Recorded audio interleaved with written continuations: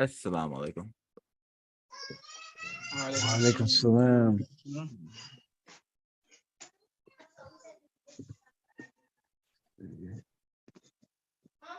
Who wants to open us up today? Oh, yeah, man, I forgot about it. You know, I got something. I got something for you. Okay. All right.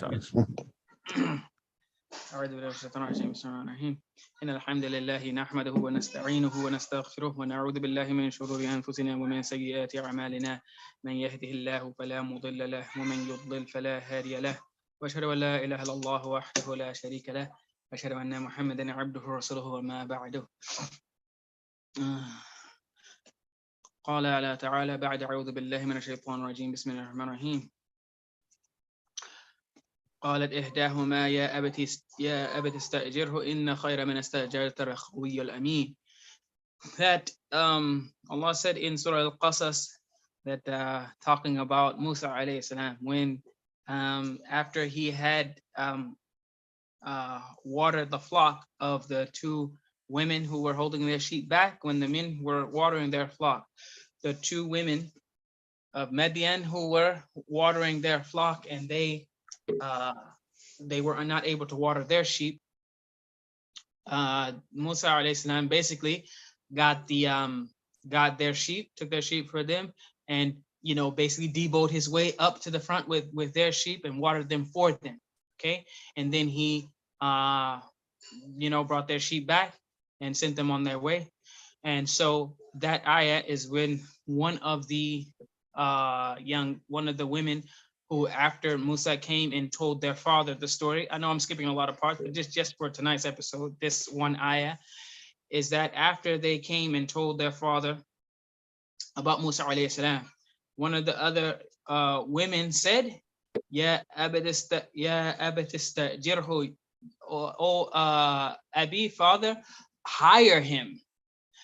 In the best person to hire is the one who is strong, and trustworthy.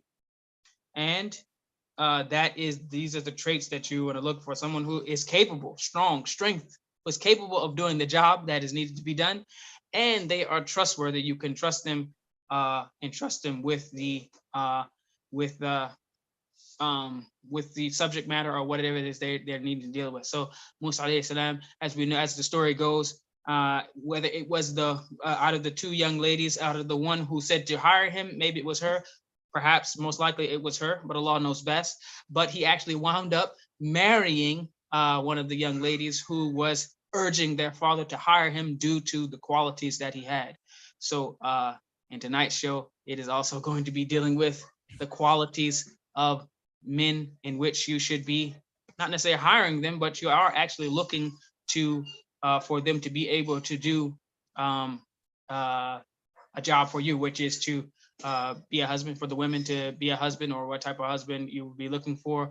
But today's episode is going to really center around what type of man you should be trying to avoid, or at least it's going to seem that way. So Allah knows best, but we will try to shed some light on that situation, and hopefully the account of Musa and how he wound up getting married, in which they selected him, or they looked at him as a great candidate to hire, and also the father saw him as a great candidate to marry, because he was not only very capable physically, but he was very trustworthy as well. So with that said, you can go and take it away, Sheikh, or Ustad, or whatever you want to be called. Brother. Assalamu alaikum, everybody. Right. Welcome to another installment of the R2F show. And we're going to talk the last show we had, we talked about characteristics, negative characteristics of women you should try to stay away from in marriage. And of course, we're going to cover the men in this episode, and talk about the type of men that women should stay away from. And what we did is not just coming from a man's perspective. We had some sisters put some input together, get some stuff together, and compile a list of different types of men that women should stay away from. So we're just gonna get right into it and pull up this list and start going through it and give our commentary from from our perspective. So this is 10 men to avoid marrying. The first on the and list. also, if I can Yep. just throw something in as we go, and Mhm. we'll try to remind the people as some people come in, if we can, that are watching or listening, is that especially from the ladies, we would like some comments, or heck, even if one of them wants to call in, that would be perfect, to Mhm. kind of give maybe some more context as to the reasons why, or maybe some experiences as to why some of these people would be bad to, or some people that you should avoid marrying, because of course we're all men. For all we know, we could be one of these dudes, but for the women, and maybe they could shed some light on more so on what would be the some of the reasons why these people, or a little bit more context of the reasons why these types are on the list of people you should avoid marrying. So go ahead, Chef. We're on the other list. The men to marry. Oh, are we? Oh, Yeah, right. we're on the other. Okay, Yeah. okay, yeah, definitely. We're on the list. Depends on who you ask. Yeah. Our wives can't vote. You know.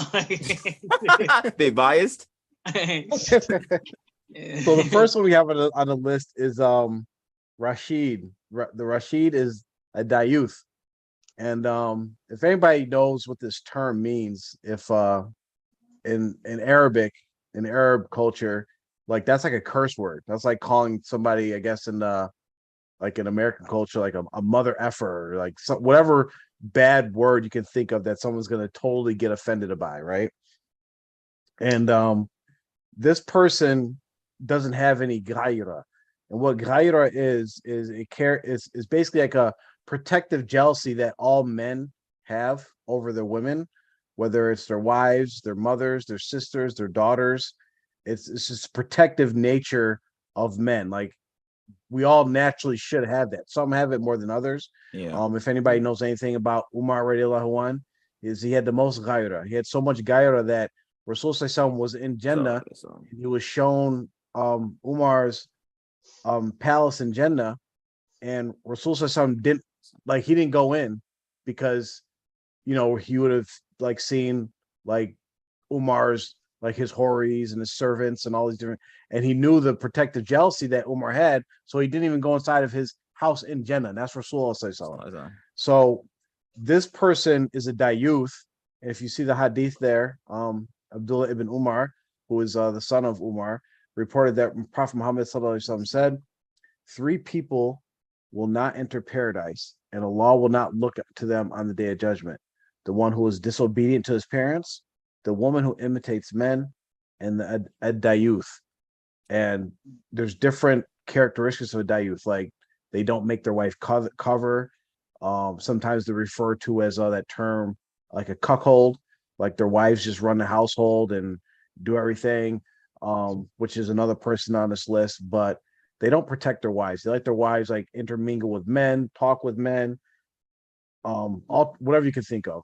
Yeah. So I think maybe if because I mean, to be honest with you, I mean, I didn't even know what the word meant until recently, as far as the word that you use, a cuckold.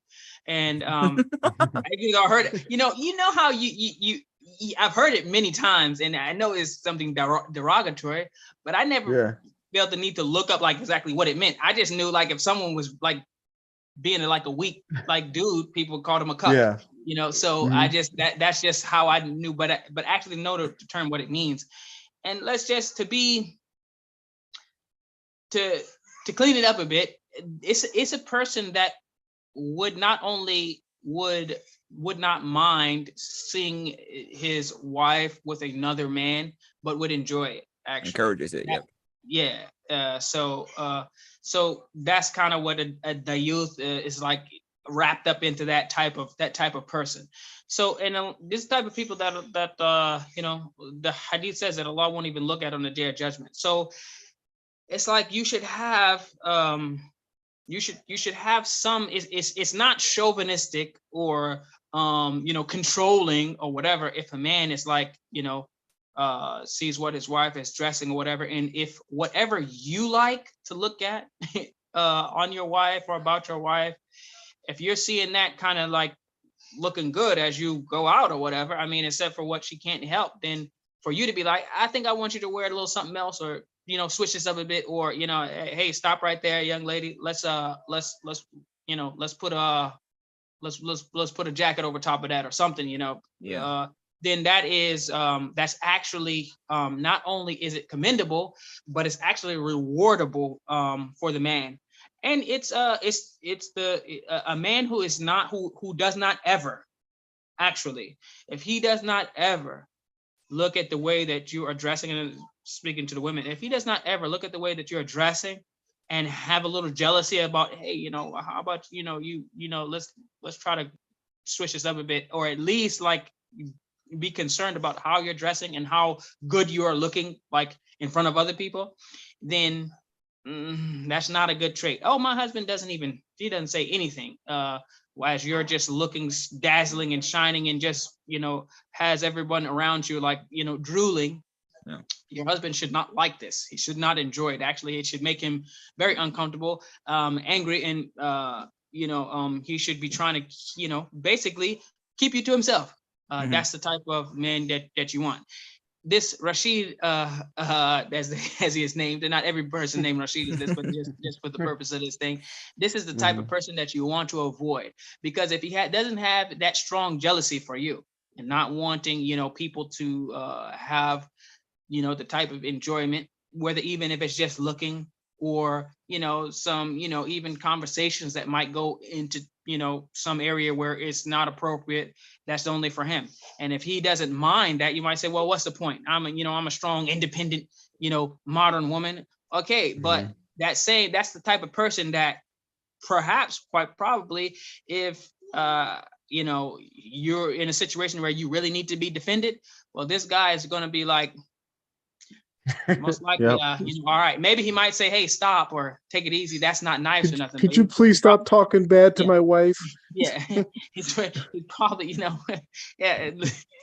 I can't even, Gaslight. I'm not going to that. But yeah, that's the thing. You definitely, that's one of the many reasons why this is the type of person that you don't want to marry. Now, my question would be, how would you know? Because we have not, and that's why I want the input from the ladies, because we didn't compile this list. We let the ladies kind of compile the list and put them on there. But my question is, before you marry a guy, how would you know?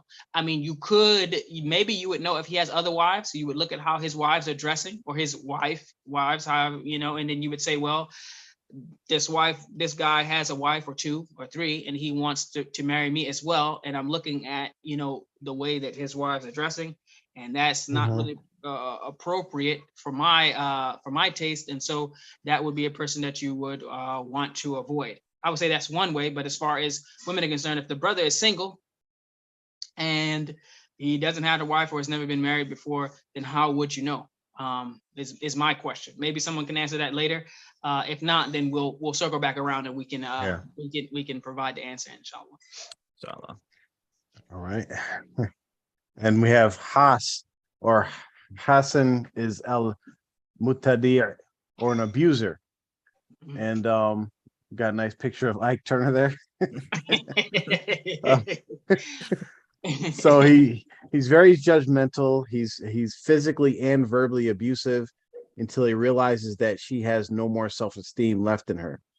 The Prophet Sallallahu Alaihi Wasallam said, whoever harms others, Allah subhanahu wa ta'ala will harm him.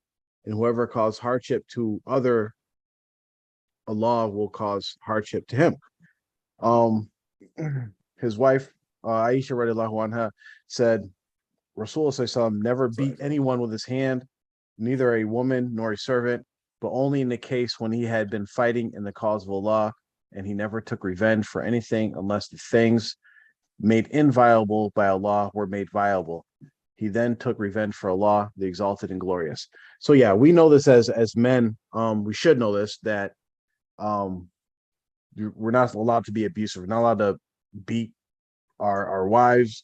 Some people take that hadith of we have our protocol as far as how we discipline or deal with wise behavior, and the last step is it says beat them, but that's taken out of context. We're not allowed to physically hurt our wives or beat them in the context that, as we understand what beating means in our Western society.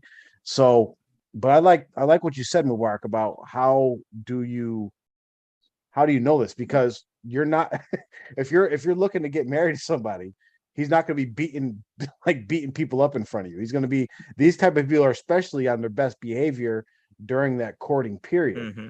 So so that's a good thing to think about when we talk about all of these, is like, because we're talking about people not to marry, not people who not to stay married too, because this is something you wouldn't find out until after you're married, unless you look at maybe family history. Mm-hmm.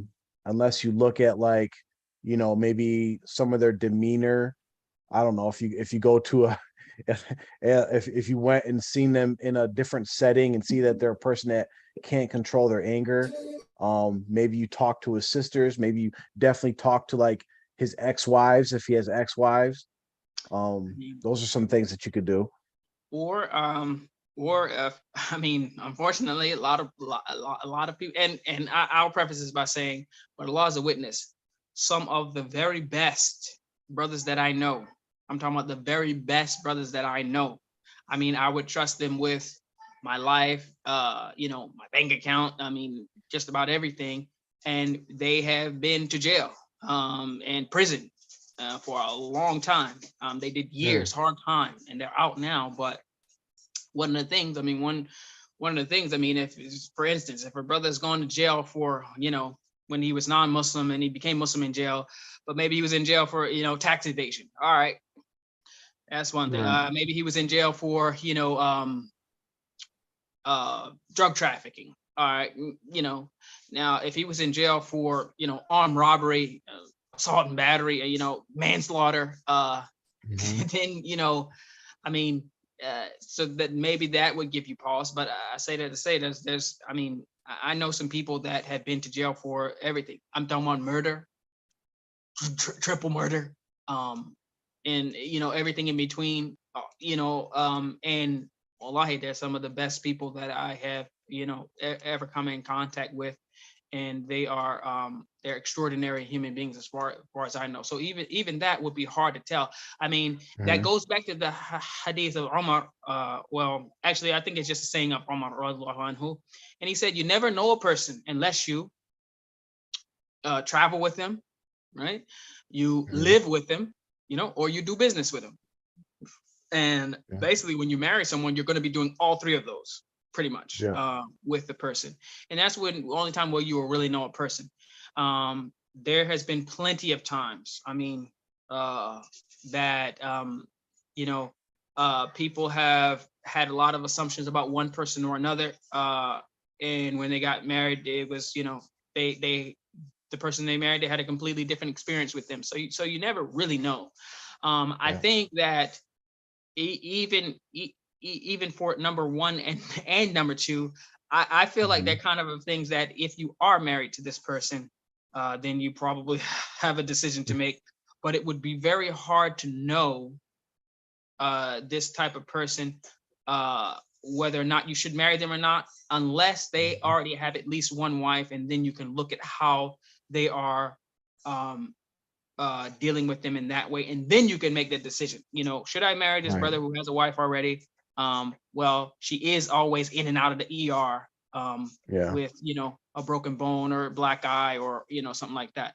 Now, I will say, and this was a show really probably should have been done by the ladies actually, and we should have like a lady should have hosted this show, and then we could have asked them questions like because when they say he is very judgmental, I mean one of the husband's jobs is to be judgmental about the goings on in his house. Now if you mean judgmental like in a negative way, as far as just being can't a do anything right. Yeah, something like that, then I get it. But as far as, given his commentary or opinion on whatever the goings on are under his roof, I think that's within the scope. It's definitely within the scope. Now, there, of course, there's a way to do it. So that's a little, I don't really know how to deal with that one. But if he's physically and verbally abusive, then that is a relationship that a person that a woman can seek to get out of. So yeah, that's definitely a person that you should not marry if you already know. Unless, hey, listen, but some people actually like all of these things. They actually like them. Well, that's yeah, that's they like true. I'm not even kidding. There are some women who literally have said they got a khula from their husband and got a new husband because the first husband was too nice and he would not rough her up or hit her or anything. Like she would try to start. I'm serious. Daddy issues. She would start arguments and she would start arguments with him in order for him to kind of get angry with her because she liked it. Well, it's like that the what is it, the Joker and what's his girlfriend's name there? You're on mute. I can't. I didn't know the Joker had a girlfriend. Yeah, he has a girlfriend, but they pretty much like Harley Quinn. Harley Quinn. There you go. Yeah. They pretty much like try to kill each other, and then like that's their thing. Like they're in love. Yeah, get off on like that toxic. Like there are people, and I've seen couples like that. Where, like they go through these fighting, showing up at each other's jobs, destroying each other's property, and then afterwards they're like, it's like the bet, like they're totally in love after that, and it's like they're insane. There definitely are some. They are, you'd be surprised, but they like to be talked to a certain way, not in public, but they like to be talked to very sternly, and they like it. They want a person. Maybe they were previously married to someone who was just so weak and wimpy, maybe like the first guy. And so they want someone who's the complete opposite and really is going to like, even I've seen in some of the things where a lady will on purpose, try to go out of the house with her husband in something that she's not dressed appropriately, maybe some tight pants and, a blouse just kind of showing her cleavage or a figure or just something like that, to where he would grab her by the arm and be like, where do you think you're going, X, Y, and kind of reprimand her. And she said she loved it. Like she liked the fact that he was like very, very like protective and jealous about anybody seeing, what she had going on. So so with this, but one thing I want to say with these two things is the importance of having especially for women, having your wali, like your father, your brothers, be there and be them involved in this process, because there's things, a good friend said to me, never take the advice of a woman in regards to these things. So, and there's a lot of merit to that, because there's certain things that a guy, and especially like an experienced man, like will be a father or an older brother or something like that, will be able to sit down and have a 30-second conversation with another man and kind of know everything he's about. Yep. No matter what front he's putting on, like we all know the games. We all know there's just certain things that will just, red flags will come up with, like, yeah, that guy probably is going to beat the crap out of you when you get married.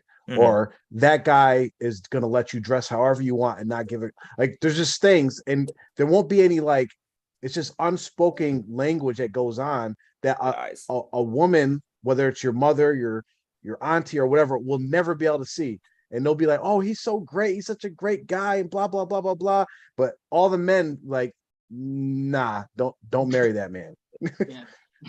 Exactly, because you have some people, and I've even heard some people talk about friends of theirs in which their husbands would tell them that they should, when they have guests over and things like that, they should wear their nicest clothes and wear makeup and really look nice, smell nice, or whatever, because their they're basically they're clout chasers, and they're Yeah. using their Mhm. wife for clout. They want the men who come over, and they'll have their wife to serve the men, right? Yeah. Looking nice, smelling great, just like, and so they're like, man, he's with her. Wow, I mean, that's nice. So that he can get, you know, ego boost out of the deal, instead of saying, nah, no one's gonna see. So that's a type of person that they need other people to validate whatever they have going on. And if no one, you know, it's like some people, they don't want their wife to wear niqab. They don't want their wife to dress modestly, because they want people to know, wow, she's got this going on. This is what she looks like, you know? So yeah, this is what I'm with, you know? What do you think about this test for the Dayouth? So Mhm. if you're sitting down with somebody, Mhm.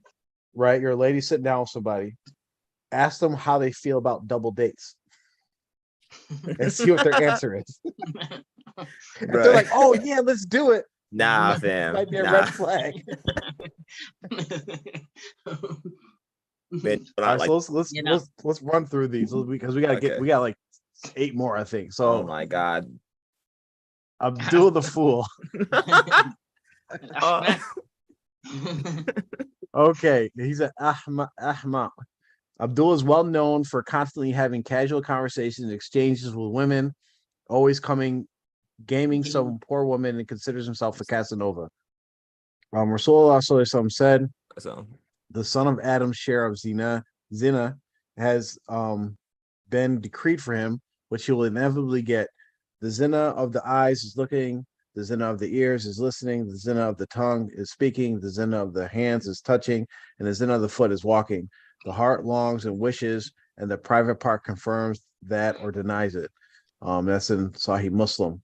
Ibn al-Qayyim, rahimahullah, said, none of the poets see anything wrong with talking to, addressing, or looking at non-mahram women, but this is contrary to Islam and common sense, and it is exposing oneself to temptation. How many people have been affected in this way with regard to their religious commitment and worldly affairs? So, oh my yeah, God. this is your stereotypical, what they call nowadays the F boy. Yeah. That's But anyone that does a lip bite is clearly in an F word. Like this person right here, right. Listen, he might hop through a window in a trailer for all we know. All right, like Yeah, listen. No, I'm gonna give y'all a practical example from our lives that you all know this dude. And I mean, maybe at some point in time, everybody was this dude a little bit, but Right. like you expect like teenagers, like 13, 14, 15 to kind of be like this. But if this dude is in his 20s, 30s, maybe, sometimes even 40s, this guy, you're gonna know exactly what I'm talking about. Say if there's a ladies retreat, he's always going to be the one on security, like securing the ladies. Say if there's an Eid or something, he's always the one that kind of always is positioned somewhere where he has to interact or be seen by the ladies. He's got his sunglasses, he's got his, might have his kufi cocked to the side or whatever. He's always in position, very helpful. Oh yeah, I'm gonna go help Aunt so and so with XYZ, and he's always always around, ready. This is the type of guy that I think of, and he always has and the older aunties or whatever always praising him for being so helpful, whatever the case may be, and he's just always ready to appear in the ladies' side and see the ladies, and he's always got someone who he is about to have a sit down with or talking to, it's always, he's perpetually engaged or thinking about a sit down, or his sisters and these people are trying to set him up with people, but he's always kind of, in and out of some sort of, almost relationship. This thought it's crazy. Yeah. And this could be married people as well. Like I've seen it where they'll have a wife, but they're perpetually seeking polygamy. They're having this, but they never actually do it. They just have sit down after sit down. Yeah, I'm thinking about getting a second wife. Leave the lady on. They talk for months and months and this and that, and then for some reason, oh yeah, my wife said I couldn't do it. They never really had intentions on doing it. They just wanted the attention. They wanted to feel someone to feel, that whole insecurity thing, and coveted. So wild behavior. Exactly. Yeah. And I mean, I've seen individuals where, for instance, if you're working in retail and a male customer comes up and You know, they're all dry, real dismissive. The female customer walks in the store. And it's like they're busting jokes, you know, they're all lively body language, and it's like, you know, and a good one with this is females could recognize this very well, right? Like when you see a guy that no matter what, when a female comes around or a woman comes around, excuse me, they call them like they're extra Joe. They're extra like talkative. They're extra like they want to just like, why are you all in my face? Why are you trying to talk to me? You know, and they're the same guy that, you know, when you go to say Burger King or Starbucks or whatever, and you get a coffee and the cashier's like, oh, have a nice day. And they walk away and they're like, yeah, she likes me. She like me. Yeah, yeah. No, she was giving you good customer service. She's just doing her job, man. Yeah, like, usually it's a dude. It's either a pretty boy, like literally he's legit, just a handsome dude. He is like women think he's pretty, or it's a dude that women don't even think is pretty, but he thinks women. He's ultra confident. Yes, those be the ones. It's always one extreme or the other. It's never just a dude that's like, okay, he's average. No, it's either the dude that women don't like him at all, but somehow he thinks all women like him, or it's a dude that legit he's just pretty, but that's all he is. He's just a pretty dude. But I heard something like, don't if he's a personal trainer, don't do it. Yep, he a thought. Don't do it. Yeah, he definitely a thought. One, he's broke.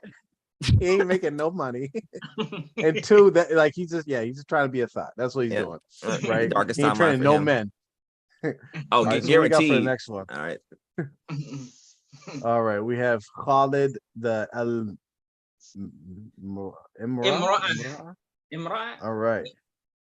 Well, he says he's the woke misogynist, and he may be worse than the misogynist.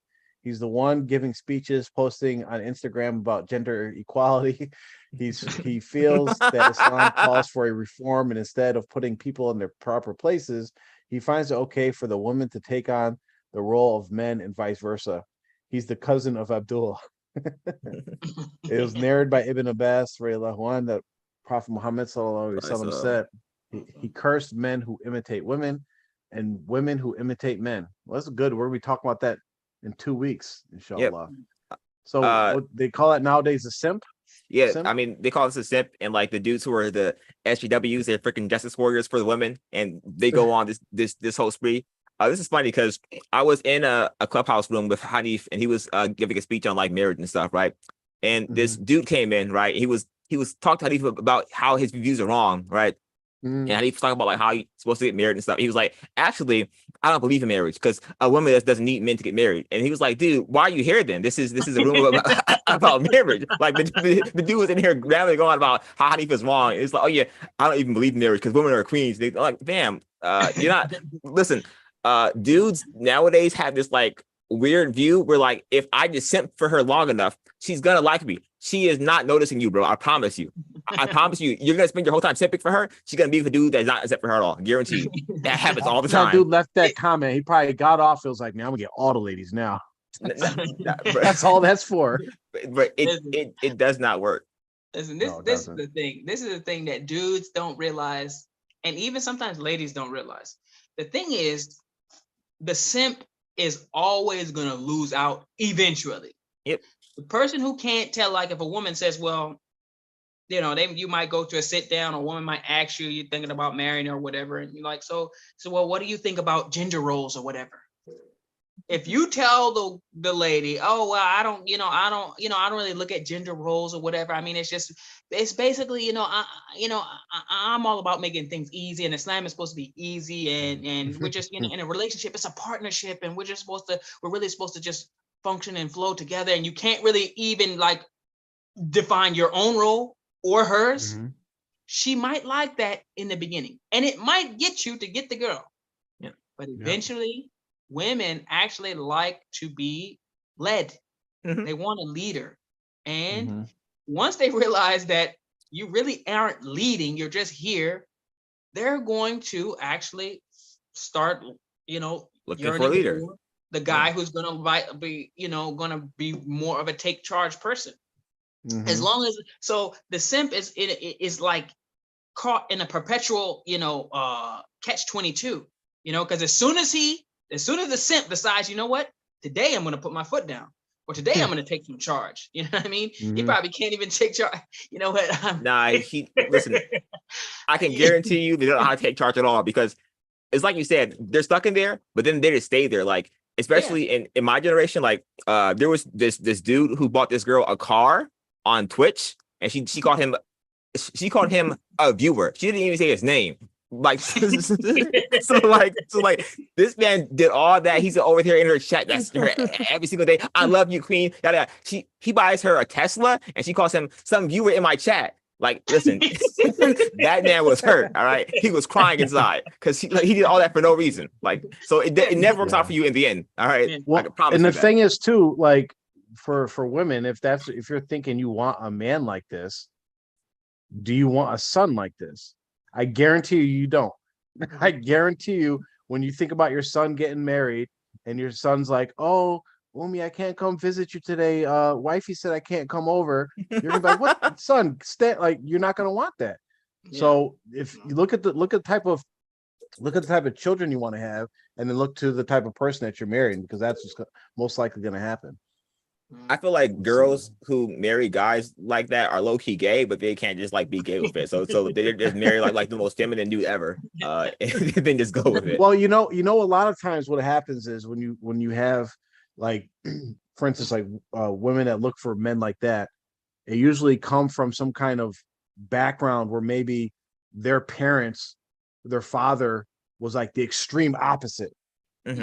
So then they look for the extreme opposite, but instead of find like the middle road, they go too far and get basically a punk, so we got Basil Al Fakir, the poor, who got no cash.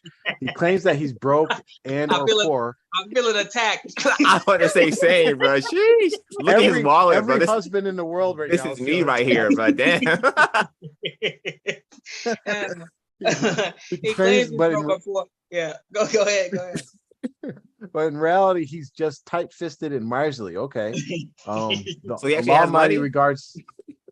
Allah Almighty regards men as the guardians of their families, and states in the Holy Quran that men are the maintainers of women because Allah has made some of them to excel others.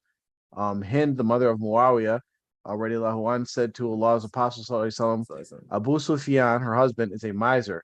Am I allowed to take from his money secretly?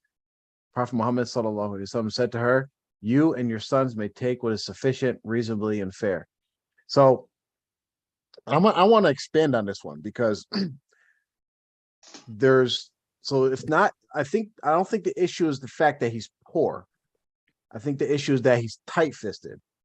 But regarding to the poor people, I would say beware of the poor person who uses Islam as a reason to be poor. Because I've seen people like, oh yeah, I'm just in the masjid praying, alhamdulillah, Allah's sufficient, he's gonna provide. It's like, okay, but when are you gonna go try to get a job? Never. I've seen people like that, especially from the backgrounds we come from. They use this like fake piety to basically stay in poverty, but because saying you want to stay away from somebody just because they're poor, in reality, like, you could do that. It depends what you're looking for marriage, but there's a lot of poor people that are also very good husbands, and you could be missing out. But that is something, as a woman, you should be looking at. You want your husband to be able to take care of you. But when you say poor, you really have to think about what type of lifestyle that you're going to be comfortable living in. Not everybody is rich, not everybody's wealthy, but you have to consider that. Yeah, and this is a classic case of so definitely a woman who is looking to get married. If the brother is single, then if he is legit, he's poor. So you have to look at the type of lifestyle that you are accustomed to, and what's literally just not going to let you be comfortable in a situation where you just, for instance, some women, they're used to going out to eat at a restaurant. And listen, every time if I take my family out to eat, it's costing over $100, no matter what. No matter what, it's going to be $150, between $100 and $150 every time. So if based on what you're used to, what the type of places you're going to go eat or whatever the case may be, if you know that if you don't go out to try this restaurant or that restaurant once or twice a week, then you got to look at that brother's finances. I mean, if he's working at Subway or or not working, you got the Subway, do a stop on the way home. Yeah, or maybe they're just a student or whatever. That then you have to understand. Okay, maybe so either you're looking at this being a long-term thing, but if the person is maybe he's 40 years old and his financial situation at 40 is probably that's you're probably maxed out, or close to it. Now maybe he's in school or whatever, but you have to look at the situation. And this is where the wali, this is where the brothers, this is where that male representative comes in and can really give you the real lowdown. A man, when he wants to marry a woman, without lying, can make her believe anything. Yep. Anything. I mean, So she'd be thinking that, and then you're like, did you hear what he said? Yeah, he said, he really enjoys traveling or whatever. When I said I wanted to travel, he says, oh, he talked about all the places he loves to go. I said, yeah, but did he ever say that he was going to take you? He don't have no money. He's just agreeing with you. A man can literally, he can say all types of stuff, and the woman is like, yeah, he said. I'm like, yo, that's not what he said. So yeah. You have to really look at what the person is able to do. And if that person does not have the financial means, he's not capable of putting you in a situation that you would be comfortable. And this is where it's very key for the fathers and for those representatives to come in and say, yo, you're the person who likes to buy a new dress or hijab or whatever, once a month, or you're going to the mall usually every week and buying something. You're spending $50, $75, $100 every week, of your father's money or your brother's money or whoever's money. And now if you're expecting your husband to do that, look at his finances. He can't afford that.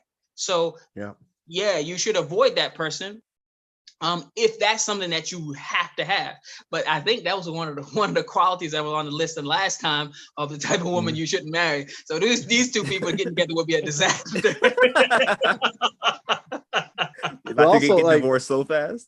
But also, you made a good point about looking at it's all in context. So if you have two 18, 19-year-olds getting married, you're marrying somebody poor.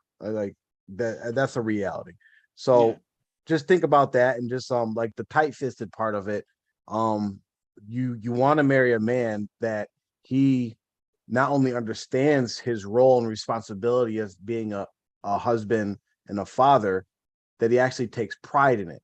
Mm-hmm. So you'll see that good husbands, even if they are frugal, even if they are as far as they watch what they spend, they actually enjoy spending money on their wives and children. That's their thing. That's what they live for. That's why we make fun of the older brothers that are walking around with Walmart Velcro shoes, but then their kids are wearing the best Nikes and best outfits and all that, because they don't really care what they're wearing, but their kids are living good lives. Their wives are living good lives. That's the type of man you want to look for. Mm-hmm. Mm-hmm. So the other thing is also towards the end of this, and and then I would like to circle back around to the first point too, because there's something there. There's something there's more to the story, I think. But for the part where Rasulullah Sallallahu Alaihi Wasallam does tell Hind that she and her sons can take from Abu Sufyan's wealth what is sufficient, reasonable, and fair. Yes, this is a hadith. Yes, it is an authentic hadith. However, this does not mean that the woman can just say, well, if I feel like he's not giving me what I feel like me and the kids need, I can just go swipe, you know what I mean? And just buy whatever I want, whatever I feel is reasonable. It is not what the woman feels is reasonable, it is what in general is reasonable. And so reasonable based on, and that reasonableness is based on what the husband sees as reasonable, right? So you should have a conversation with your husband and then say, okay, these are the type of things that I need on a regular basis. Like I need food, you know what I mean? I need, you should pay the gas bill so we have hot water and not just cold water all the time. Like these type of things. Because some people do that. Well, y'all using too much electricity, so I'm not paying the gas or whatever. And then you just have cold water in the house. And things like that. So what is reasonable has to do with what the norms that are in the country that you're in, the norms that are in the economic status that your husband is at and your family is at, and the norms in which that had been set in your household, since the beginning. So if it's normal for you guys to buy the children name brand things or whatever, if your husband is not buying those things, then you can't just say, well, or vice versa. Like if it's a norm that he would buy, just the Walmart shoes or whatever, and then you say, well, you can afford, the Jordans or XYZ for me or the kids or whatever. You can't just make that decision unilaterally. You say, well, this is reasonable. Right. He just got a raise. You just got a bonus, a year. It doesn't have to do more with like needs and not like wants. Yeah. Like what I think the line gets blurred a lot, because I won't even front. This hadith has been thrown at me many times. Bank account looking a little light. Yeah, because this is what I always do. Listen, I always get an alert. Every time any money is spent. I always, give everybody access to the money. But as soon as a penny is spent, I see it. I'm like, yo, what was you doing at Walmart? Well, yo, what would you buy at Target? And sometimes it's like, yo, we needed this. I felt like we needed this, and it's not really a huge issue depending on the type of person you're with. So if your husband is going to be a person that's going to question you about what's spent, I mean, you tell him. But if they're going to be a person that's going to be angry about what's spent, you definitely should dial it back and make sure that you're not saying, well, this is reasonable. You know what I mean? Because I don't know that a man has ever just seen the bill after their wife just went shopping and they weren't there and was like, this is great.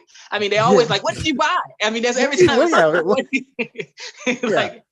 And when I've seen this hadith used, it's always been, or like not the hadith, but like this action used and then referring to the hadith, it's always been in spite. It's never been like, listen, our kids have no clothes. I had to get our kids clothes. It's always been like, nigga, I know you have all this money, so I went and bought blah, blah, blah, blah, blah. It's always been a spite move. You know what I mean? So yeah.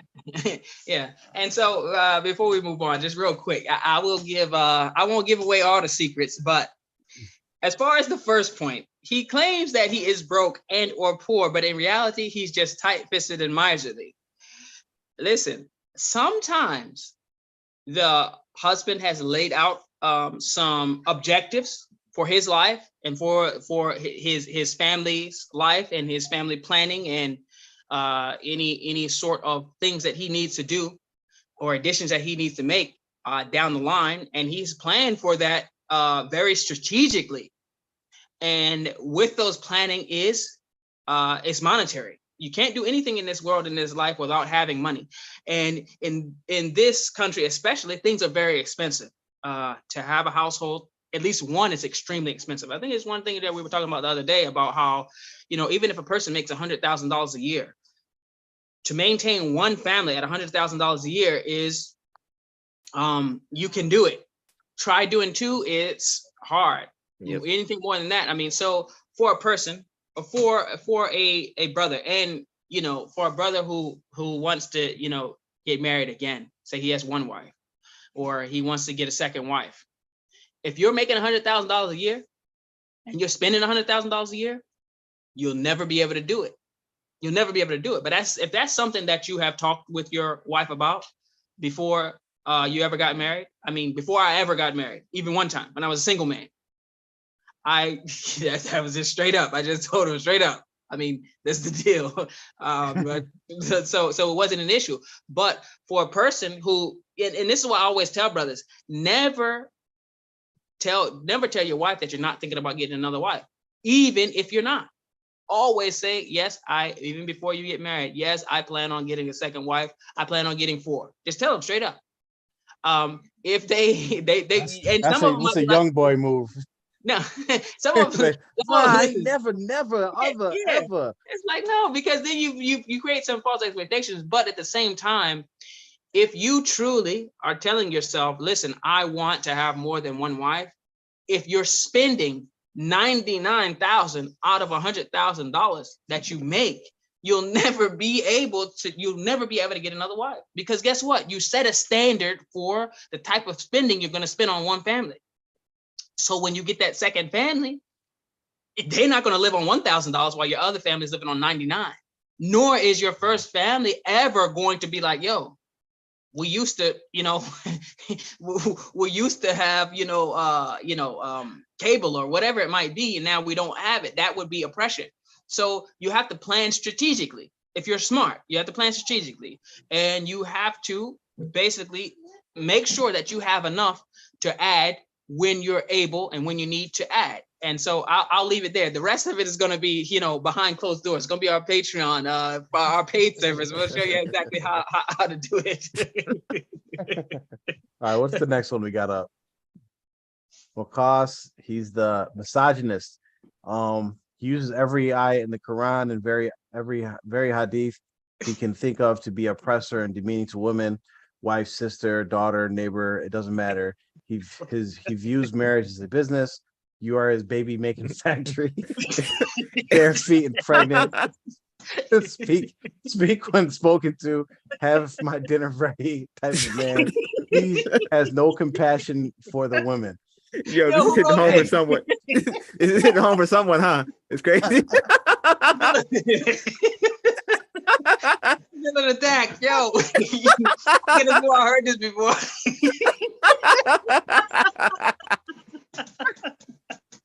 Oh my God. So this is one. So like this so everything in its extremes is bad.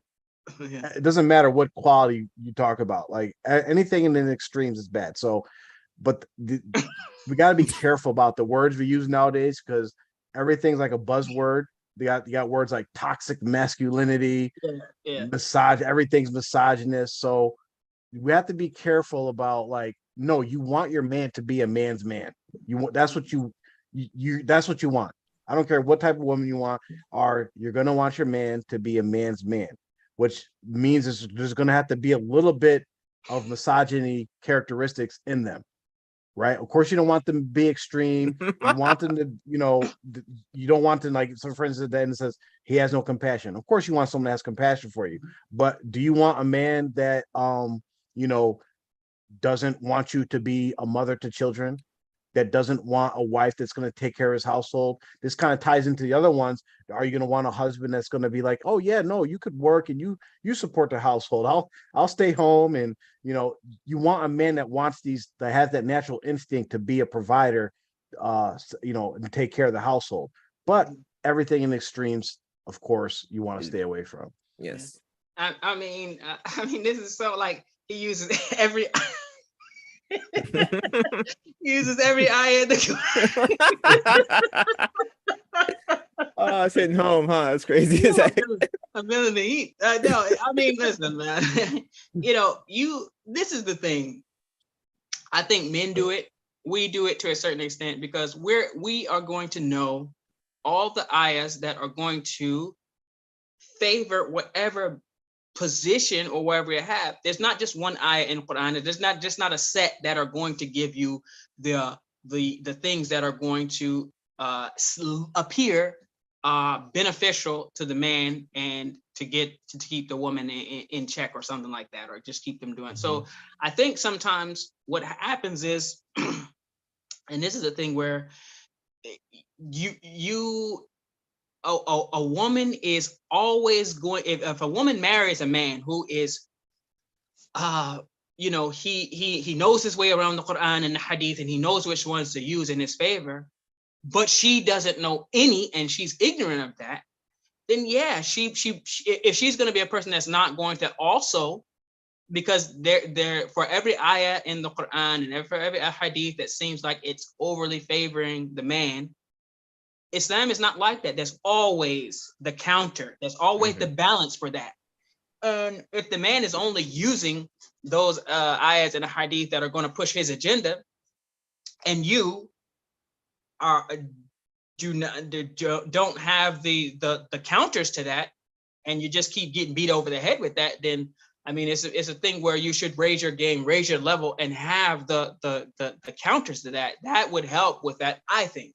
But if you are going to be, if a woman comes in a situation, and the thing is, a lot of people who are not educated in the religion as far as the baseline, like going to the marriage, certain things about marriage, certain hadith and ayahs of Quran and all those things you should know just as a baseline because you're married.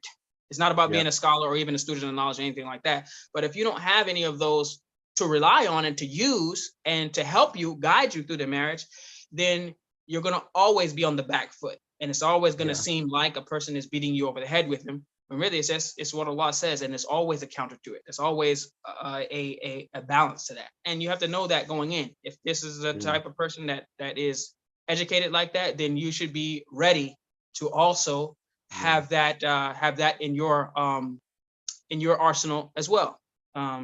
If you roll like that. If the person's using, if he's using the Holy Quran, I think the biggest red flag would be is they're using the Holy Quran, and then you're using the Holy Quran, but they're not listening to your evidence, and they're only paying attention to what they want.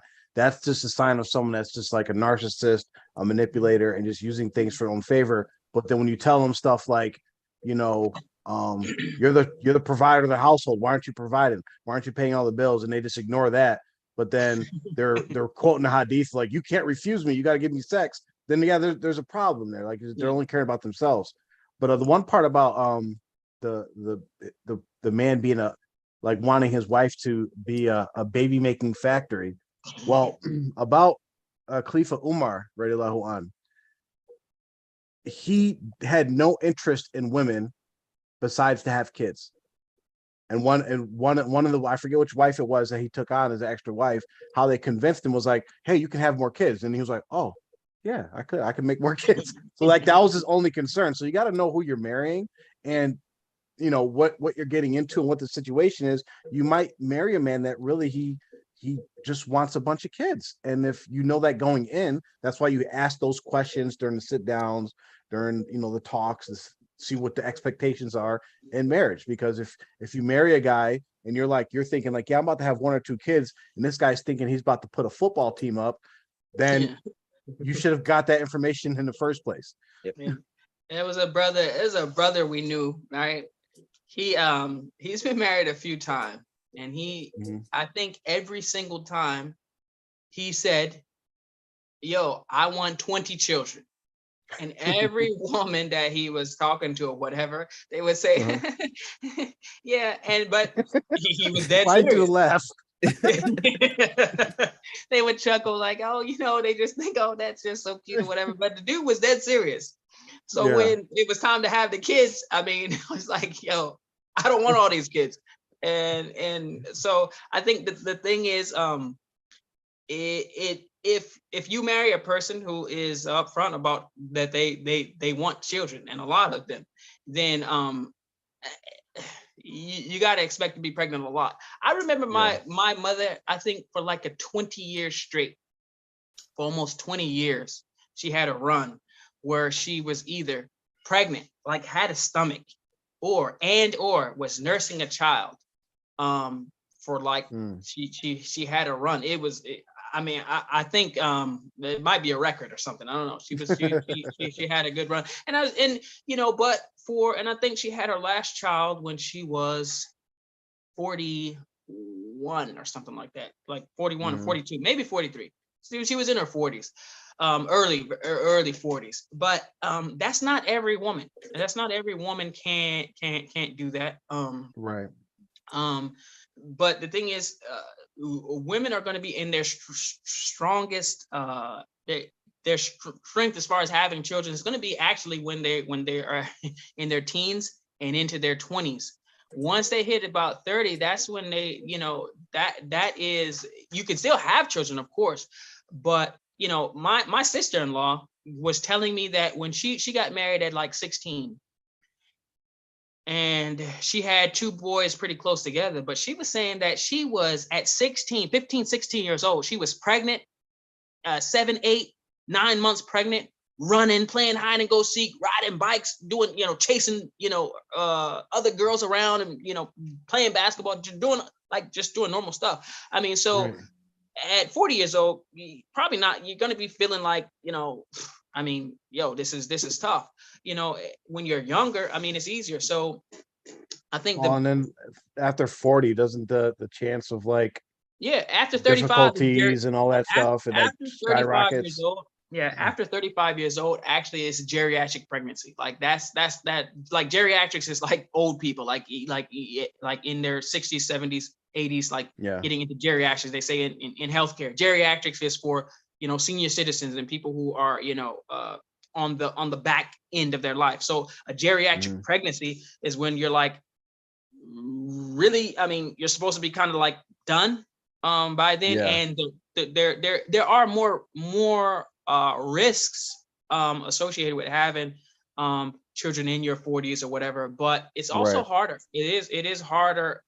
It's not as easy. Now, if you're used to having children all the time, some people, like, they don't feel comfortable if they ain't pregnant, if they ain't not doing that. And but I get it, especially nowadays. I mean, that is a concern. I don't think I think a lot of men nowadays don't want a lot of children either. So you're not really going to have that problem. But if the person truly, as it says, only wants their women to be barefoot and pregnant, then that's probably a guy you probably don't want to be married to, if that's all he wants. But I think a person can avoid that just by talking to the guy. And if he says, "Hey, yo, I want 20 children," you should believe him.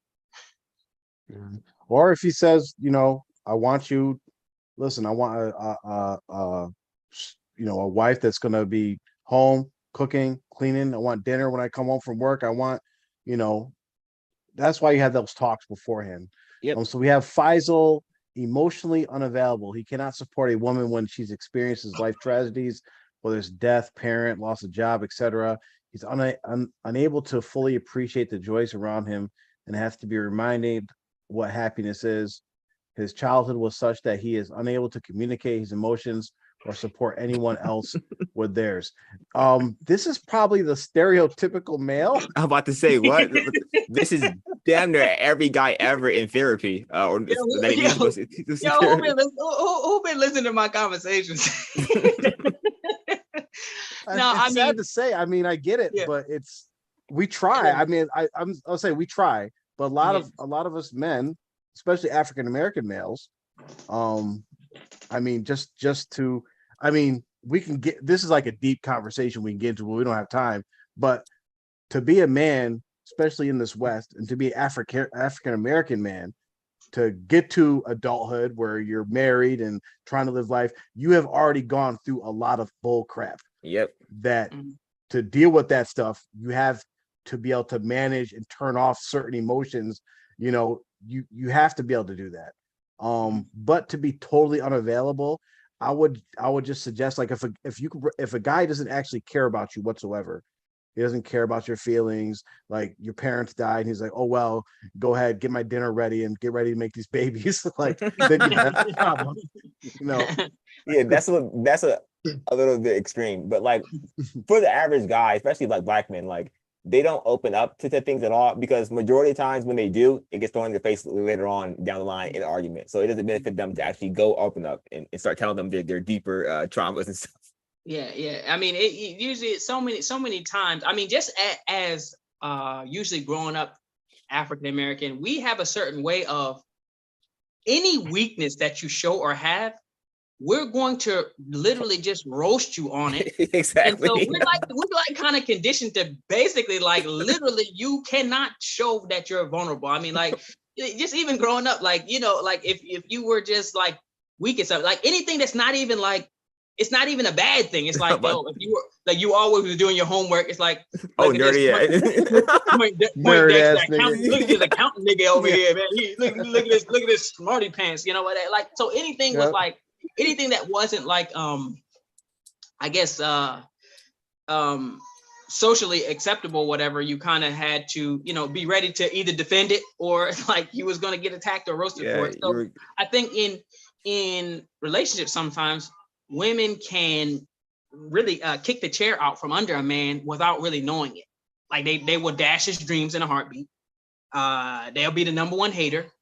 You can't do that. You'll never be able to do that. That's a bad idea or whatever. And then when they then turn around and have some issue, they want him to be, you know, the Dr. Phil, White Knight, you know, Fabio and all this, like, you know, I mean, sometimes a man and a black man might be emotionally unavailable because they might have been kicked down and kicked around so much that to do so, basically like, yo, I was on my own, so you be on your own now.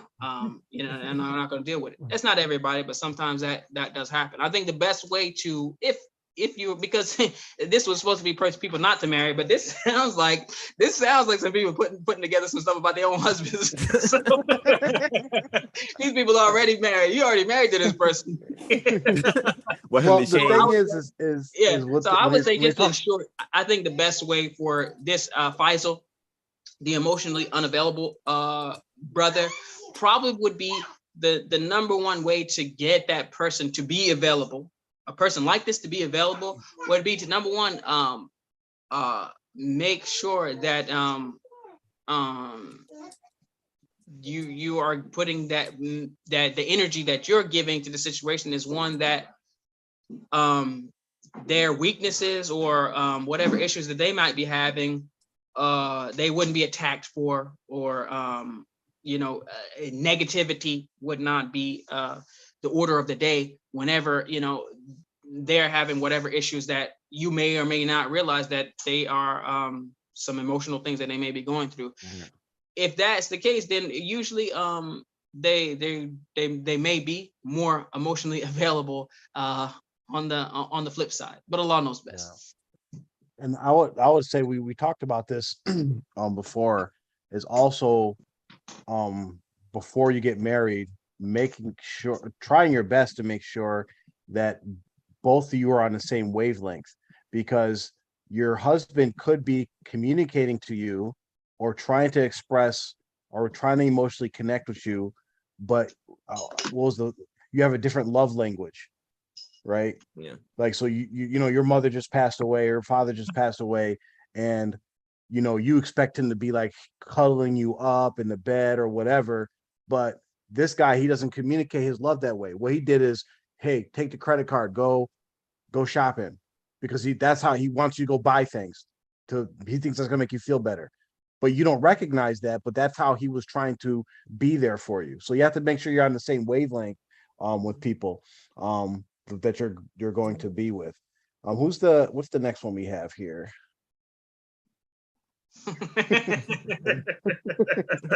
So Ibn has difficulty communicating. He has no skills in making his needs known, resolving conflict. Therefore, every challenge becomes overwhelming for him. He is unable to put his words, his needs, or verbalize things he does not like, which leads to constant confusion and discontent. So one thing I will just, before we get into this, most men are going to swallow their stuff that they don't like. They're not going to verbalize it, because that's just what we do. We're not going to complain about every little thing that comes out. Usually when our complaints come out, it's major, like as a result of like some big argument, things have built up for months or years or whatever, then they finally come out. But for the most part, men aren't going to communicate those things. If I would even counter this and say, if you do find a man that he's just willing to complain to you about every little thing and say, yeah, I had a bad day about this and I don't like you doing this, then I don't know, you might be going into like the simp type of range. Mm-hmm. But because basically that's I mean, he's basically you. It's like he's basically gonna be more so like a woman than a man. yeah.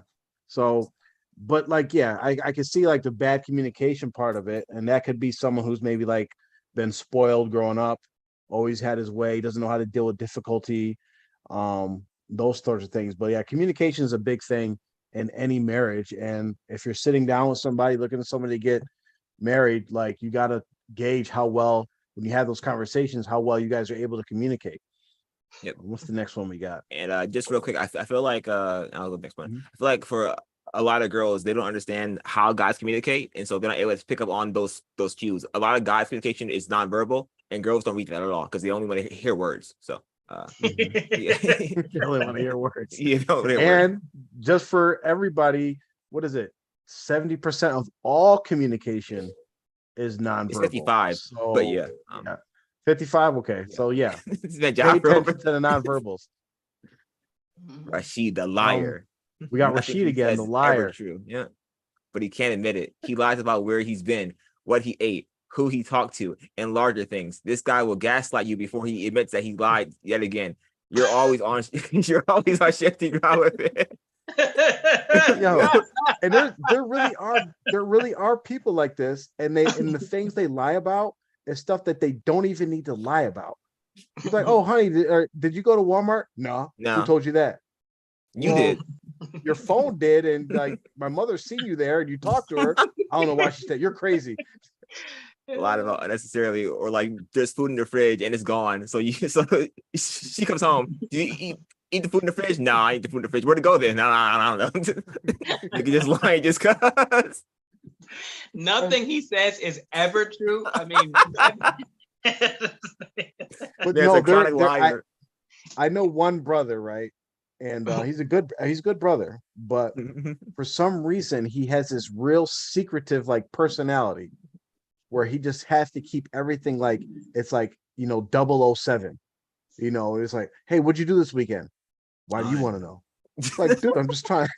But that's how he is. He's even worse like that with his wives. Like everything's a secret. He doesn't want anybody to know what he's doing, talking about him. So those secrets turn into like, they can be perceived as lies. So, but yeah, if you run into someone who's a liar, and like you're having sit downs with somebody, and again, this is where the walis come in, because listen, we're built a certain way, right? A lot of guys have game. They're going to be able to tell you any story, and you're like, oh yeah, and then your wali's going to be sitting in the background like, nope, nah, that nigga lying. Brother. I remember one brother, right? He was marrying a sister. They were engaged, and this is the thing, and he was a mature brother. He was older. He wasn't like a young kid or whatever. He'd been married before or whatever. But the lady had the first red flag is he needed money for him to marry her. So she was sending him money to get the place set up or whatever he needed for the house. So literally she bought she paid for the housing and she paid for the accommodation. She was sending the money to him so he could set it up for where they were going to live with him. This was bad. I don't know who her wali was, but this was ridiculous because he said, well, she's paying for everything, setting everything up. Move your behind up here. You should move because she's, but so anyway, she sent the money down or whatever. She was working and sending it down every 2 weeks. Bam, sending it down. And when she finally tried to check on how the progress was going or whatever, homeboy was spending it. he was just like buying other random stuff or whatever, and buying stuff for his other kids, and just saying, well, I had run into some trouble with the bills, and so I spent it on that instead, and I was going to pay you back. Oh my gosh! This should have been a red flag. Should have been like, yo, she should have bounced, and this is that person, because basically he said he was going to do one thing with the money, he did something else and didn't even tell her until she checked to see what the progress was. She was thinking, man, I got this nice setup or whatever, and he spent the money. This is an example where what she should have done was she should have broken the joint off right there and went ahead and tried to sue him to get the money back. But he went ahead and married him. And if you're wondering how it turned out, Yes, she got divorced pretty quickly after that and fled back to where she came from. Luckily without, any serious harm. But yeah, the relationship did not go. It was we could do a whole year series on how that relationship went. But the point is, she should have bailed as soon as he was found to have been a liar. But she went ahead with it anyway. So well, good advice for this is women, don't marry a project. Y'all like trying to save us men, and like you're gonna like fix us after It's you not get gonna work. married. Yeah. 9 times out of 10, it doesn't work. You're not gonna like. It's not gonna work. Men. A lot of men are dirt bags, and when you recognize the dirt bag in the man, just pay attention and go ahead and save yourself the trouble and move on. It doesn't matter if he had a nice smile or he had a good job or whatever thing that's making you like, oh, I'm gonna make this one work. No, you're not. You're not. He's gonna stay the same, especially when you're looking at, maybe women that's been married before, that are older in age and these sorts of things. If this guy's 30, 40 years old and he still can't hold down a job and he's still those things aren't going to change. They're not going to change. Yeah. For a lot of girls, they feel that because they've taken like a psych class, one class, right? They're now like qualified to go change a man's entire life. Like I promise you, you're not going to be his therapist or psychologist. All right, like he's a listen. Guys are master manipulators. At least they took a psych class. You got some people these days. They just watch a YouTube video and they like diagnosing. They diagnose a narcissist and this person is gaslighting and all these new terms they throwing around. It's like, yo, you watched a YouTube video that you can't even understand nor explain. How are you all of a sudden a psychologist? Yeah. I mean, it's like at least if a person like took a class and like at least passed one test in the semester, then I would be like, all right, at least you could know something. Nah, but Psych 101 though. See, this niggas that like I talk to people and like just from being a senior in college to a freaking freshman, right? The freshman psychology majors, they're all idiots. So, like just imagine a girl, right? She's taking one class one time, or as Mark said, she's taking a YouTube video. She watched some video from some doctor who's not accredited somewhere, and now she's like, well, clearly you have OCD and you have blah, blah, blah, and I mean you're very anal about this girl. You have no idea what that means. You just spewing terms out loud because it sounds cool to you. They literally everything is you're projecting, or you're gaslighting. You're always doing one of the two. They can fit anything. It's like, yo, you didn't clean the bathroom after you made a mess in there. Hey, you're projecting. Yeah. No, you were the last one in there. You're gaslighting. Oh yeah, Lord, no, it's 100% true. You're so toxic. Yeah, toxic. Yeah, that's toxic. Toxic, projecting, and gaslighting. Boy, if I had a nickel for every and misogynist. All right. All right, and Mr. 50-50. So this ties in with the one guy there that is with this whole modern view of, what a relationship should be. So I think we can sum this one up. If you're talking to a man or interested in a man and he's God, what's the word? Like this modern idea of what a relationship should be, or what a marriage should be. We split the bill. You want to stay away from this type of person. We're Muslim, and if you're talking to somebody and they're already talking about like 50-50, we can work together. We can split the bills, and you want a man that's going to want to take care of you. Now, every situation is different, and every woman might not be in the same situation, but you at least want a man that has that mindset that I want to be the one that's going to take care of my family. You got to have that mindset. You might be a woman that's very well off and you don't need a man to do that, but at least you want a man that thinks like that, because it's going to translate into a lot of different things of how they carry out or act in their marriage. Yeah. And you do, and this would be for the woman who is like they want the traditional setup. The man, funds the operation. the woman supports him in, helping him get through his day-to-day, needs or whatever. And in return for her supporting him, he pays for everything.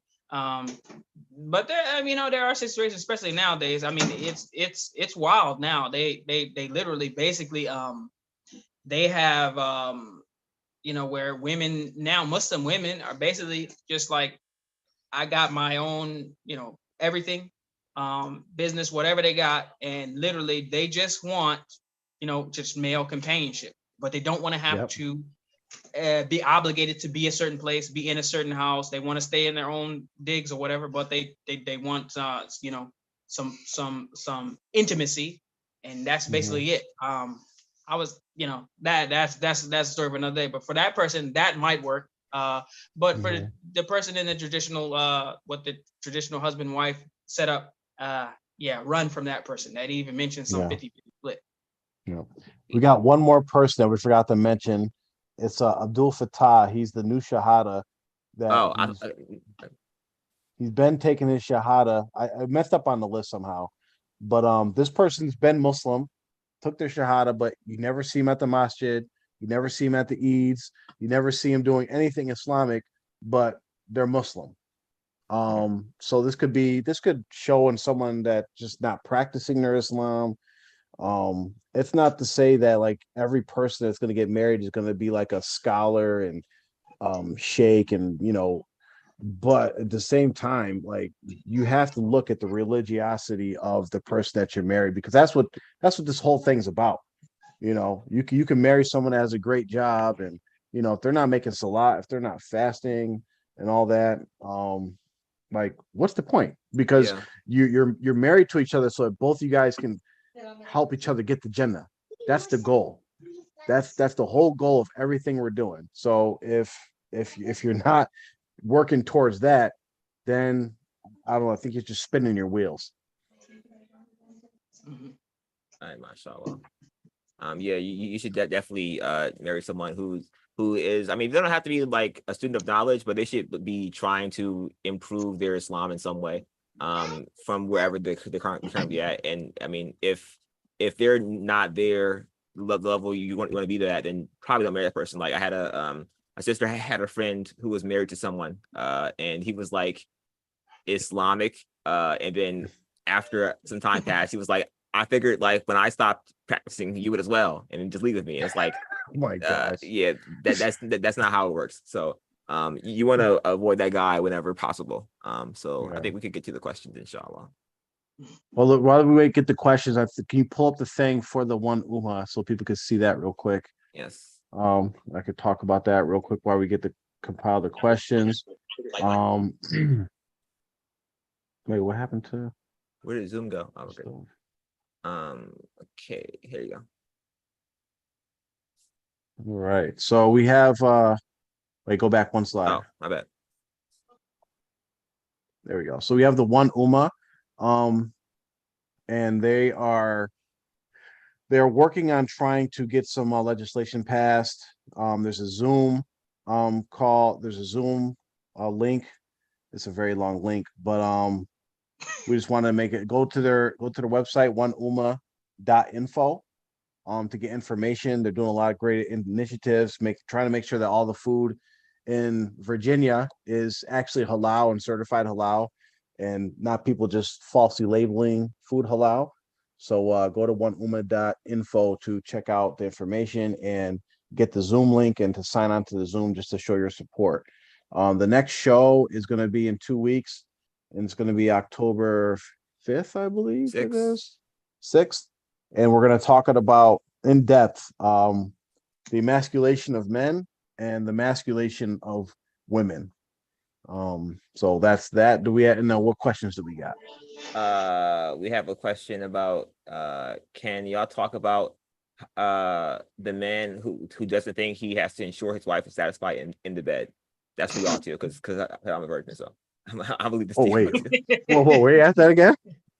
What's the question? Can y'all talk about the man who doesn't think he has to ensure his wife is satisfied in the bed? This is for y'all. Thinks he doesn't have to ensure that his wife is satisfied in bed. So, gosh, Yo. I don't know if we have to do a different show for this one, but Okay. I do not, Mark, correct me if I'm wrong. I do not believe that the man, it's not his job to satisfy his wife in the bed. No, That's a actually, very subjective term. actually, no, it is. If he can, he might not be able to, but That's what I'm saying. That's what I'm saying. But it is his job. He actually has to try.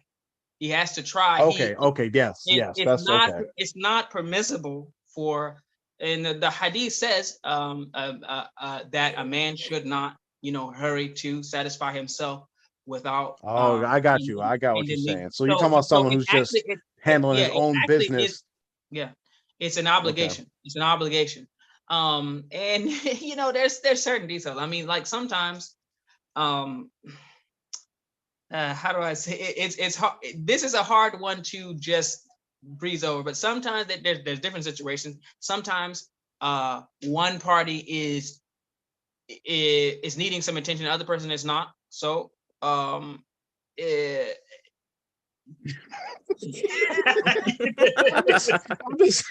just loving how you're trying. We can just do this later. I'm sitting here with a bag. Yeah, we can do this later. They ask, how to spot a fake when they claim to live across the country. When y'all sit down, he appears to be legit. So how do you identify these liars? You need a man.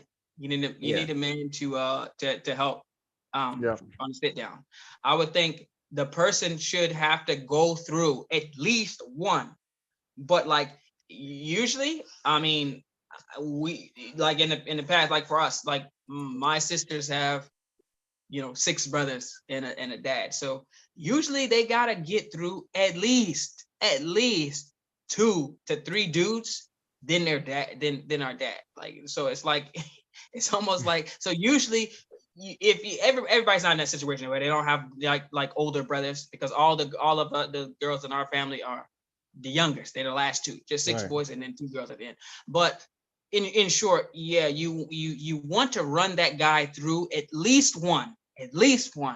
But if you can run them through multiple men who know you, and who have some experience, kind of talking with them, dealing with them, or that know them, that would be the best way. That way that some of these fakes and jokers that we went through today, they won't even get to you. They actually won't even get the chance to be like, where you're actually considering them.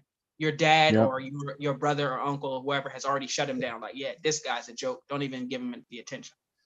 Yep. You got to have a good vetting process for your life, especially if you're planning to marry this person or get in serious talks with this person. So it should be a priority you have, because as a girl, you're just not going to pick up on subtle things that guys are going to do that we just know. Because like, as guys, we kind of all play the same game and we kind of run the same playbook, and it generally works. So like, just tell her what she wants to hear. And it's like, okay, well, it worked then. She's like, oh my God, he's so kind. We're not really that kind. For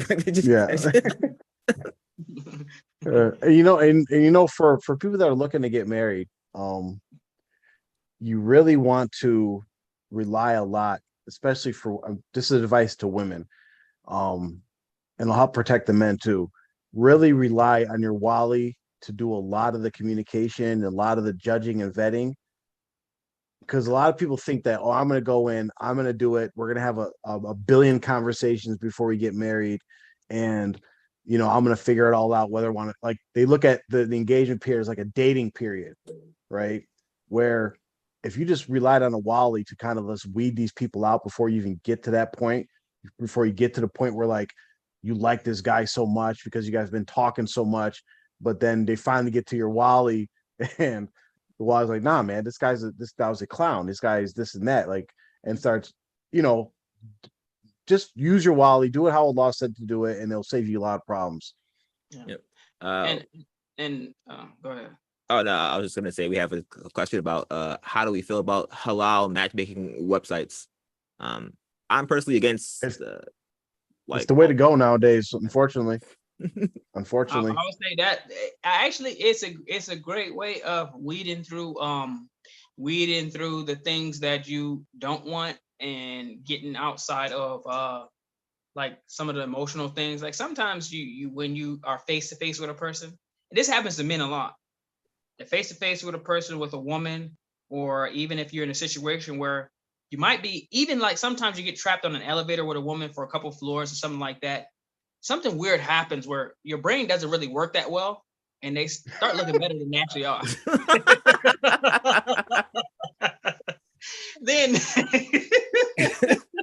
This nigga is the worst. I'm just being real. Just telling you, that happens sometimes. I love Sometimes, this, brother.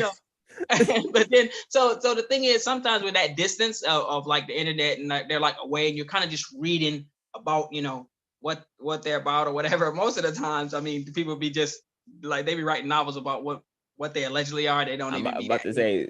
but at least you can put some distance between just like, being face to face with a person and have to deal with that energy that's kind of like pulling you towards them when they might not be, but then it might not be good for you. I mean, that's one way. The other way, like I said, is you put somebody between you. You have a wali or a person who, even if a person is your representative, is on like my one of my brothers.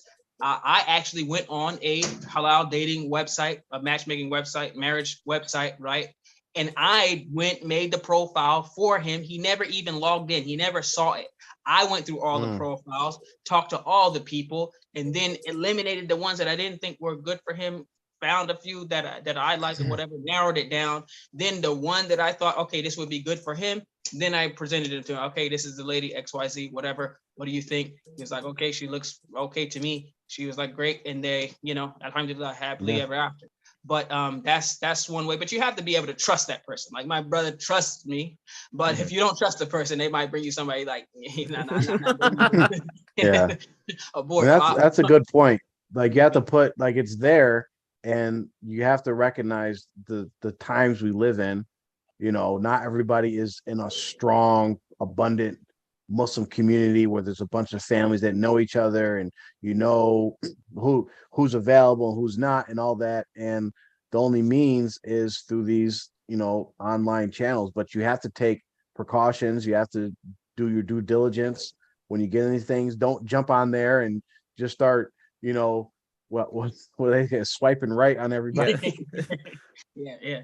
And the thing is, the thing is this, man. I think what happens a lot with women. This is what I would say to, if I could say one phrase, one sentence about women, how to avoid all these lists of people that we talked about, how you shouldn't marry and these issues and the XYZ, is that sometimes women, you wind up scraping the bottom of the barrel because you were so, like, we used to sing a song when we were kids. One of the, like, it literally was a one verse, one chorus, one phrase song. How can you be picky when you're almost 50? We used to say this about women because they would be so picky that you're not going to get married till you're 50. And believe it or not, I think this person we sung this song about is almost 50 today, and I don't think she's married. Why? Lots of brothers asked to marry her, and it had to be perfect. Perfect, and she turned so many people down and was never married. And so sometimes it is a matter of, sometimes people get too picky, but really what it is that women should, instead of waiting for brother so-and-so to come out of thin air or whatever, you got to identify the type of person, type of man you're looking for, and you have to, the woman has to shoot her shot. You have to shoot your shot. Don't sit around waiting and thinking brother so-and-so is going to ask to marry you or whatever the case may be, because nowadays the pickings are slim, and you'll wind up with one of these dudes that we had on the list because he's still available. And that's the dude that, while you're waiting around talking about, trying to be picky and find Mr. Perfect, eventually you're going to settle for one of these guys and you're going to be mad. So what you do is, if you see or can identify what you like, when you see someone who has that, just shoot your shot. Have your people go talk to that brother and ask that brother, where is he interested? All they can do is say no, but at least you don't have to be thinking, about whether or not, and just keep shooting your shot until you find the one that quality person that you want. But if you wait around, like you said, it might be 50 and still looking. Yep. We have one more question, and then hopefully we can wrap up. Which dating sites are the best for this process? I have no idea. I have mean, no idea. I've been married for the last 20 something years of my life. I have no idea.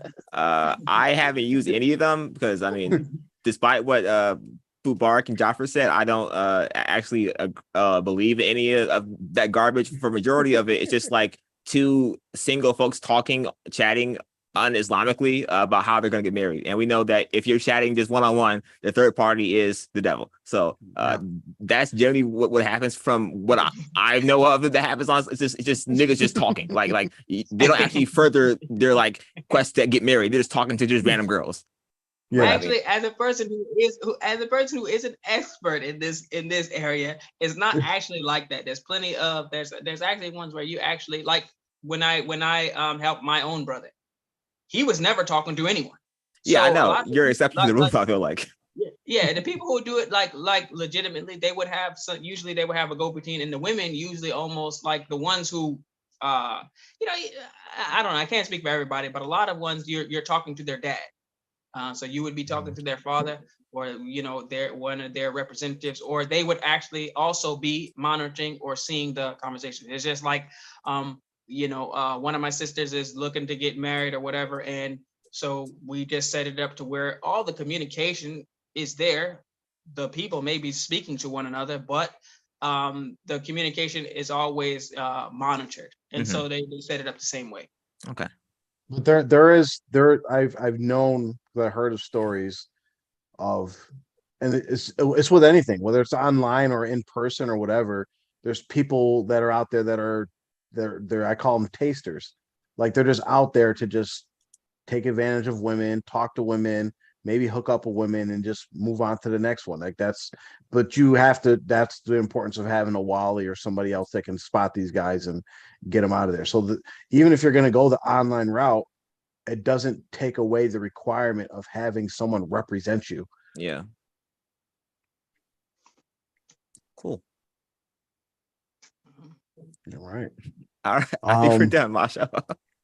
We're have to create a Patreon account to because especially like that one question. I would not be there. Yeah, that takes some detail. There's some nuance to that. We'll be talking for the rest of the night about that joke. But yeah, that's no. But seriously, actually, if someone is seriously having an issue with that, they can email us. It would be what's it called? Anonymous. It would not a thing that confidential it'd be confidential. If we can help with the situation and be more detailed or explicit or whatever, then we'll do that. If or any other question that we didn't get to, if someone doesn't want to ask it, in the comment section, they can email us. It would be confidential, and we would try to deal with it as best we can. If we can't, we can always connect you to the shuyukh, the sheikhs that we know or whatever, and then they could possibly take it from there. So well, you know what, and I don't want to extend the show, but that idea, that thought of like the woman's not supposed to get pleasure, right? It's not the man's job to pleasure his wife. It comes from some cultural stuff. It also comes from some like cult type deviant Sufi type beliefs. Like for instance, in our cult, our sheikh has discourses talking about how intercourse is not for pleasure, it's just to have kids and these sort of things. So there is this wrong mindset that some men might have been taught that this is like an Islamic thing, and they're just misguided and taught the wrong things coming up. So but anyway, culture, I mean, you can religion, race, now whatever. I don't know no person in their right mind that's gonna lay down with another person and think they not supposed to have a good time too. Like literally, you just gonna stop and be like, that ain't my job.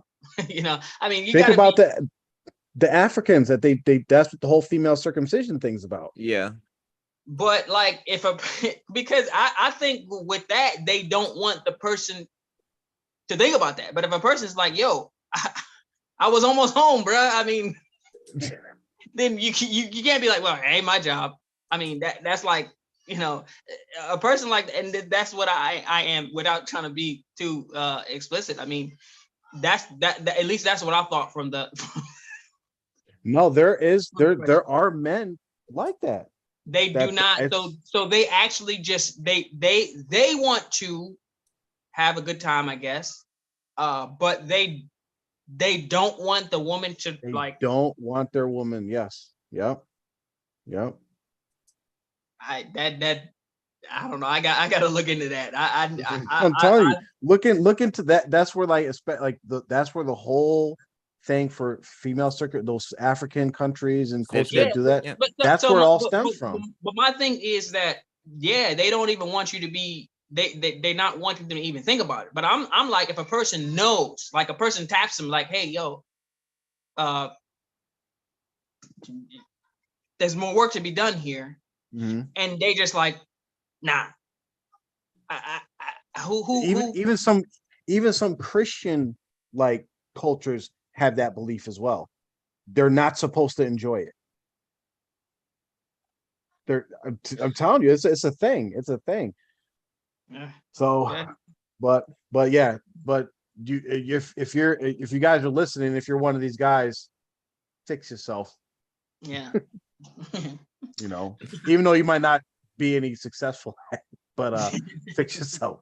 That's you guys subscribe to our fake Patreon account. Fake Patreon we're not gonna ever make. During the R2F chat, that'll get you there. Yeah. That'll get you some behind the scenes exclusives. But yeah, we don't have any more questions. So we'll close out, inshallah. Subhanallah walhamdulillah wa la ilaha illallah wallahu akbar wa la hawla wa la quwwata illa billahi al-aliyyil azim. Assalamu alaikum. All right.